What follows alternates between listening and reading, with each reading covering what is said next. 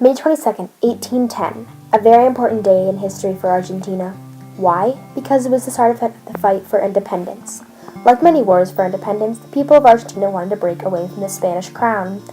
But how did the war influence the culture of Argentina? You'll find out. May 22nd might seem like a normal day for most, but for Argentina it is the anniversary of their freedom. To make sure that Argentina was to win the war, they had to be under the control of smart people. Those people were named Manuel Belgrano, Jose de San Martin, Juan Jose Castelli, to name a few. Those were the men that helped Argentina gain their independence with help from the soldiers. But independence was not the only thing that Argentina gained. They also gained the Spanish customs and made them their own. Those customs became holidays, and the holidays became a part of their culture. But because of the war, May 22nd became a holiday. Not only was family able to celebrate time with each other without having to worry about anything, but they were also allowed to eat food that they wouldn't normally eat and have a great time together.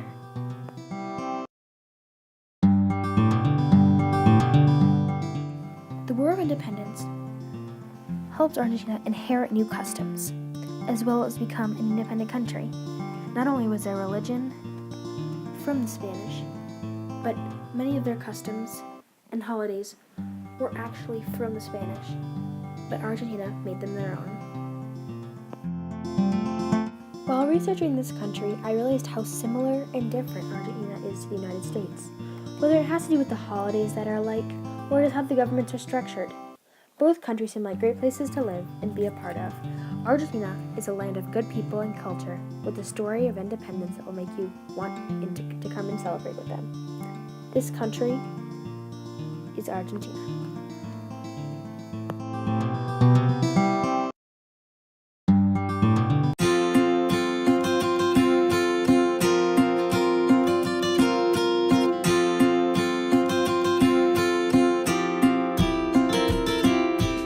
The country of Argentina is a multi-region country located in southeastern South America, bordering Chile, Paraguay, Brazil, Uruguay, and Bolivia. Argentina is known especially for several diverse regions, such as the Pampas, which are grasslands, Sierra Panimas, which is a mountainous region, Patagonia, a region made up of ice and glaciers, and Northwest Puna, which is a region made out of desert lands. Besides the fact Argentina is a multi-region country, Argentina is also popular with Andes Mountains, very successful sports, a beautiful capital named Buenos Aires, and a perfect spot for tourists to explore, including the Iguazu Falls and Patagonia. Argentina also possesses another very important trait. Argentina now has complete 100% ownership and control of their territory of Argentina land, which is hard to say for some countries. Argentina offers a distinct cultural flavor to residents and tourists alike, but the main question everyone wants to know upon claiming of Argentina is, what led Argentina to own all of the territory and control over Argentina, with the fact the Spanish and the British fought over at one point? To answer this question, let us take a brief walk back through time and examine the previous events of the Falklands War so we can see who was previously on the land and what led Argentina to have all of the control and ownership of the land now. There are 2 large inhabitable islands and many smaller ones making up the Falklands. The 2 main islands are West Falkland and East Falkland. Even though these islands didn't seem the best to settle, the British had a setting central of a very intense war between Great Britain and Argentina, which was a big conflict. Very small population in the Falkland Islands was largely of British. Part of that tiny portion of people making up the islands, there are few English who brought English to be the main or official language. Part of the population of the Falkland Islands also is from the Argentinians. A British explorer discovered the islands, but at that time they were not being occupied. Ownership or control seems to have bounced among several countries, including France, Spain, Argentina, and the British. Some early settlement attempts by some of these countries were abandoned at various times, but eventually the British reasserted control because the islands set out to be a good waypoint during the age of sail and ships needing repair and supplies after traveling around the southern tip of South America. The islands later took up sheep raising, and that is what sustained them into more recent times. Argentina again took up its claims to the islands, and the British have been arguing over ever since, perhaps in 150 years or more. Argentina invaded the islands in the early 1980s. The British didn't really have much interest in the country until Argentina showed up, but national pride was injured. Both sides refused to or couldn't find their way into a negotiated settlement, although the population had voted at some time to remain with Britain. Argentina was ruled by a military junta in the 1980s, and they were standing on national pride as well. Having Great Britain as an enemy was used to distract the dissatisfied Argentinians. In any event, Argentina dug in. The British, even though strapped for cash, amassed a rescue force, and a brief war took place. At least one, perhaps two, major British wars were sunk by French-made missiles with significant loss of life. The British struck at Argentina fleet, their air force, landed troops, and in a series of battles retook the islands. The British then had ownership of the islands once again. At the end of the Falklands War, the British won, but with a superior loss of life. The Argentinians fared worse in the end, and the loss of war was embarrassing to Argentina. It even brought down the military ruled in government. It was a big deal to the Argentinian people. To this day, the British have asserted control over the islands. Argentina became an independent country and is no longer a part of the Falkland Islands. The Falkland Islands are now a separate series of islands which are now controlled by the British.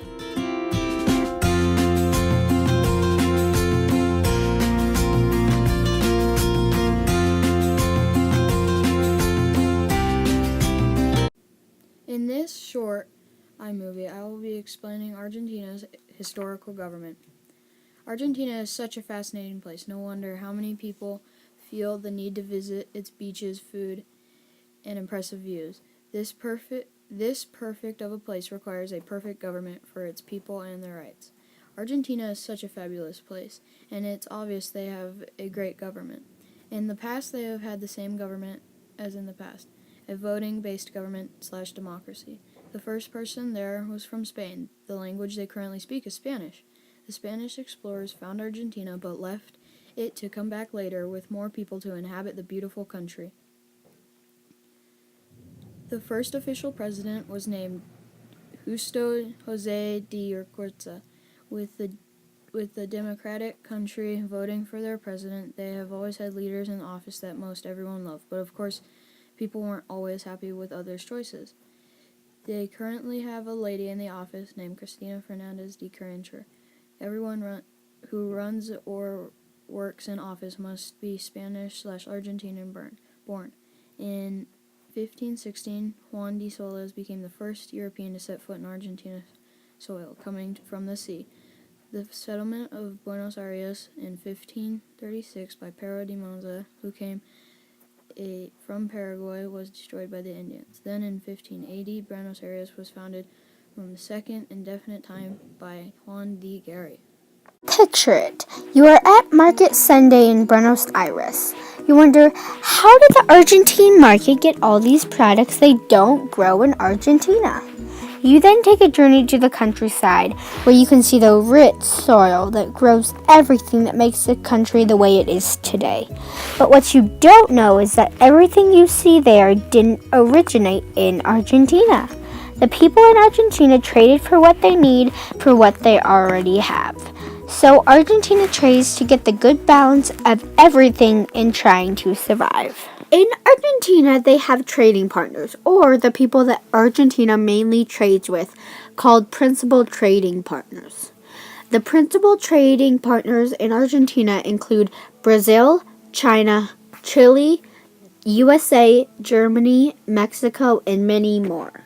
These countries have a big impact on Argentina.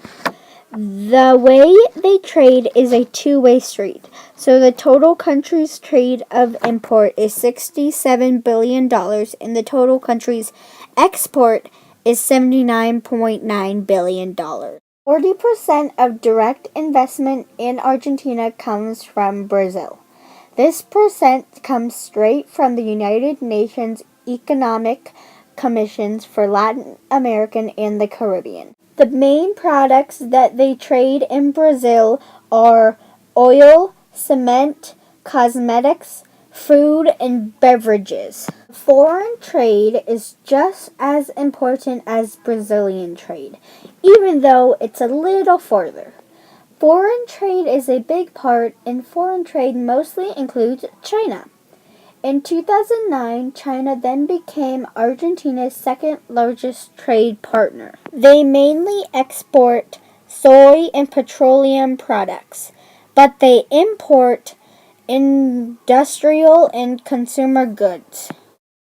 In the U.S., Argentina exports to us bamboo, wine, and Argentine beef.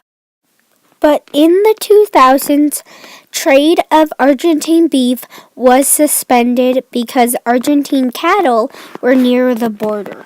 When you trade, it is all about the products and trade partners. So all of the products are made by the soil. Different parts of Argentina are useful, which makes Argentina such an ideal country to trade with. Pampas region has fertile soils which grow cereal and oilseed. This is also the land of many cattle and sheep.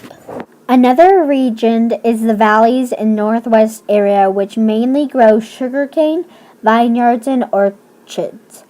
The Patagonia area basically focuses their production on sheep. Argentina, like any other country, is interdependent.